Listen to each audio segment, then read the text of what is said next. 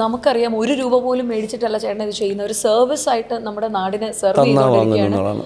അപ്പോൾ ഏറ്റവും കൂടുതൽ ഇത്രയൊക്കെ നമ്മൾ മനസ്സറിഞ്ഞ് ചെയ്യുമ്പോഴും ചേട്ടൻ ഏറ്റവും വിഷമിപ്പിച്ച ഒരു ഇൻസിഡന്റ് ഏതായിരിക്കും? ഇതല്ലാതെ ഒരുപാടുണ്ട്.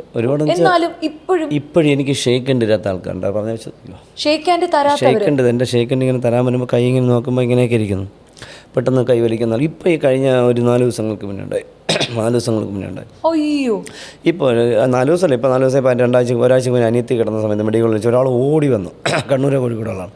ഓടി വന്ന് ഇങ്ങനെ കൈ കൊണ്ട് തരാൻ വന്നിട്ട് എൻ്റെ കയ്യിലിങ്ങനെ ഒരു പുള്ളി പെട്ടെന്ന് കൈ വലിച്ചിട്ട് തിരിച്ചു പോയി എന്നുള്ള. അല്ല, എനിക്ക് തോന്നുന്നത് ഈ പാടാ കാണുമ്പോൾ അവർക്ക് വേറെ എന്തെങ്കിലും ഗ്ലാസ് ചെയ്ത് പാമ്പ് കടിയേറ്റതെന്ന് എനിക്ക് മാത്രമല്ലേ അറിയുള്ളൂ, അല്ലെങ്കിൽ എന്നെ അറിയാമെന്നുള്ളവർക്കല്ലേ അറിയാം.